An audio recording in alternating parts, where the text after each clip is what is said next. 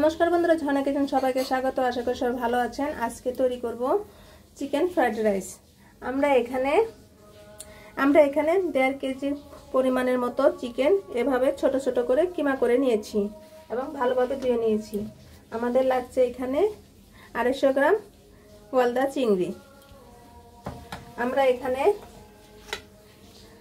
250 গ্রামের মতো এখানে গাজর এবং বরবটি নিয়েছি। আমাদের এখানে লাগছে 5টি বড় বড় সাইজের পেঁয়াজ কুচি। আর আমরা নিয়েছি এখানে লবঙ্গ, দারচিনি এবং 8 থেকে 10টি এলাচ। চিকেন ফ্রাইড রাইস রাঁধতে বেশি লাগবে, আপনারা অবশ্যই লবঙ্গটা দেওয়ার চেষ্টা করবেন। লবঙ্গ না হলে চিকেন ফ্রাইড রাইসটা ভালো লাগে না। প্রয়োজন মতো লবণ। আর আমরা এখানে 1 চা চামচ পরিমাণের মতো কালো গোলমরিচের গুঁড়ো।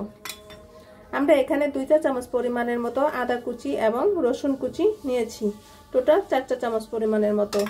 আমরা এখানে 5 থেকে 6টি কাঁচা লঙ্কা এবং পাকা 2টি সুন্দরভাবে কিউব করে কেটে নিয়েছি। আমরা 2টি ডিম নিয়েছি এবং আরন বাটার নিয়েছি। আপনারা অবশ্যই বাটার দিয়ে ফ্রাইড রাইসটা রান্নার চেষ্টা করবেন। এবং আমরা 500 গ্রামের মতো টমেটোর সস নিয়েছি। এবং আমরা এখানে 2.5 কেজির মতো পোলাও চাল নিয়েছি, চিনি গুঁড়া চাল। প্রথমে আমরা রান্নাটি শুরু করব। আমরা প্রথমে পাতিলে জল গরম বসিয়ে দিয়েছি। এখন আমরা এলাচ এবং দারচিনি এর মাঝে দিয়ে দিব এবং গোটা কয়েক লবঙ্গ দিয়ে দিব। এখন জলটা বলক আসার জন্য অপেক্ষা করব। আর আমরা এখানে নিয়েছি সয়া সস। আমরা প্রথমে চিংড়ি মাছ এবং মাংস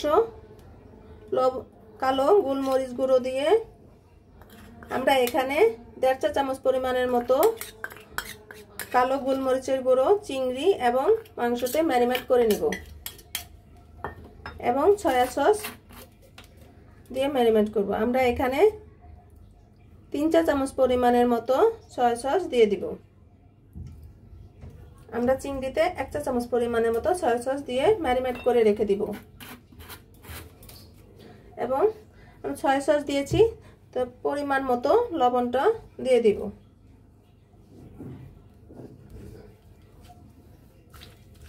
প্লিজ বন্ধুরা, এখনো যারা সাবস্ক্রাইব করেনি তারা প্লিজ একটি সাবস্ক্রাইব করে দিবেন এবং একটি লাইক করে দিবেন। আপনারা আমার পাশে থাকবেন। এখন এখন আমরা গরম হয়ে গিয়েছে প্রায়। এখন আমরা পোলাও চালটা ধুয়ে দিয়ে দিব এর মাঝে। দেখেন বন্ধুরা, আমরা পোলাও চালটা এর মাঝে দিয়ে দিয়েছি। আপনারা অবশ্যই জলটা বেশি দিবেন, না হলে ভাতটা একটু ফুটে আসলে ভাতটা নরম হয়ে যাবে। এজন্য ভাতটা একটু জলটা পরিমাণ বেশি দিবেন। এখন ভাতটা ফোটার জন্য অপেক্ষা করব। আমরা এখন 1 চা চামচ পরিমাণের মতো বাটার দিয়ে দিব। এর মাঝে একটু হালকা করে একটু সাদা তেল দিয়ে দেবো যাতে পুড়ে না যায়। 1 চা চামচ পরিমাণের মতো সাদা তেল দিয়ে দিব।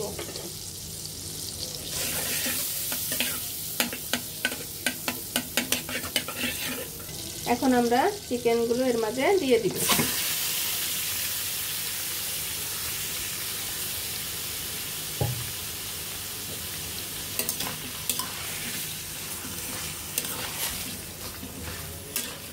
এখন ভালোভাবে চিকেনগুলো ভেজে নিতে হবে।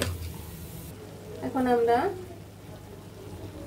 1 চা চামচ পরিমাণের মতো আদা কুচি এবং রসুন কুচি দিয়ে দিব।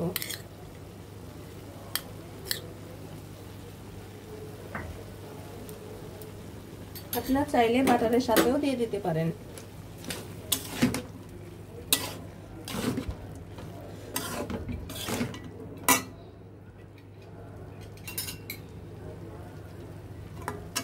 এখন ভালোভাবে কষিয়ে নিতে হবে। এখন আমাদের মাংসগুলো হয়ে গিয়েছে, এখন আমরা নামিয়ে নিব। আমরা এখন আবার একটু আধা চা চামচ পরিমাণের মতো বাটার দিয়ে দিব। আবার একটু হালকা করে রসুন এবং আদা কুচি দিয়ে দিব।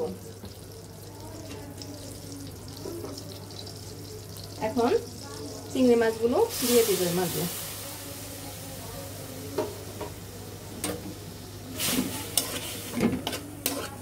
এভাবে ভেজে নিতে হবে। এভাবে চিংড়ি মাছগুলো আমরা ভালোভাবে ভেজে নিব।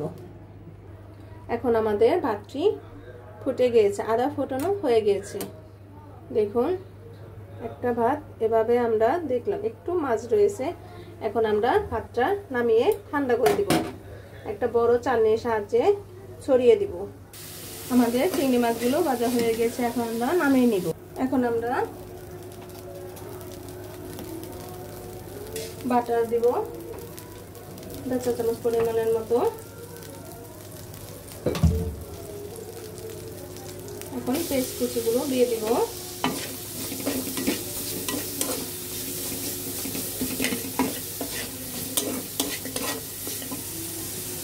এখন গাজরগুলো দিয়ে দিব। বরবটি গাজর একসাথে ভেজে নেব।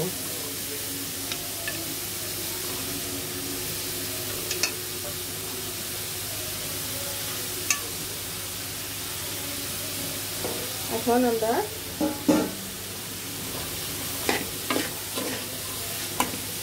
হালকা পরিমাণের মতো একটু লবণ দিয়ে দিব। এখন কেটে রাখা কাঁচা লঙ্কাগুলো দিয়ে দিব।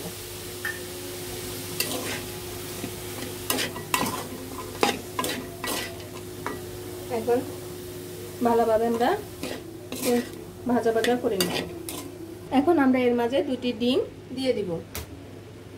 আপনারা আলাদা করে ভেজে দিতেও পারেন এবং একসাথে দিয়ে দিলেও ভালো হয়।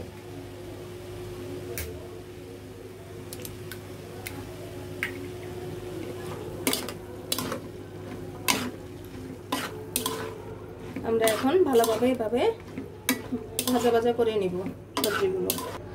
আপনি ভাবতেই পারবেন না যে ঘরে এত সুন্দর fried rice, chicken fried rice হয়। আর বাইরে রেস্টুরেন্টে খাওয়ার থেকে আপনি ফ্রেশ খাবার আপনি নিজের হাতেই তৈরি করে খেতে পারবেন যদি এভাবে রান্না করেন। ছোট বড় সকলেরই যে খুবই পছন্দের একটি খাবার, যে কোনো অনুষ্ঠান এবং ওকেশনে রান্না করতে পারেন। আমরা সবজিগুলো হালকা করে ভেজে নিয়েছি। এখন আমরা সবজিগুলো আবার ভালো করে ভেজে নিব ফ্রাইড রাইস রান্নার সময়।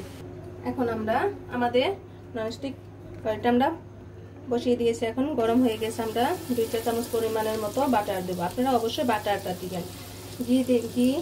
ঘি এবং সাদা তেল থেকে বেশি টেস্ট হয় এবং আপনি বুঝতেই পারবেন না যে এটা রেস্টুরেন্টের। আপনি ভাববেন যে এটা বাইরে থেকে কিনে আনা হয়েছে, এতটাই টেস্ট হয়। আপনারা অবশ্যই চেষ্টা করবেন বাটারটা দিয়ে রান্না করার জন্য। আমরা এখানে লবঙ্গ, আপনারা কিন্তু অবশ্যই লবঙ্গ দিবেন। এখানে রসুন কুচি এবং আদা কুচি আমরা দিয়ে দিব এর মাঝে।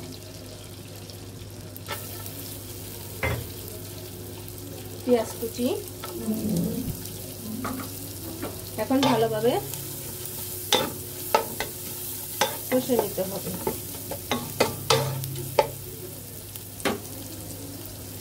এবং সবজিগুলো এর মাঝে দিয়ে দিব। আমরা এখন সবজির মাঝে চিংড়ি এবং মাংস দিয়ে দিব।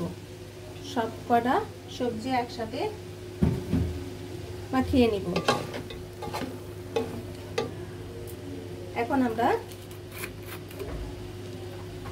3 চা চামচ পরিমাণের মতো সয়া সস দিয়ে দিব।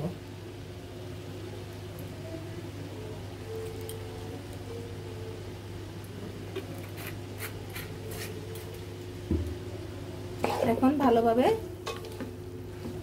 মাংস এবং চিংড়ি মাছ, সবজি সব উপকরণ একসাথে ভেজে নিতে হবে।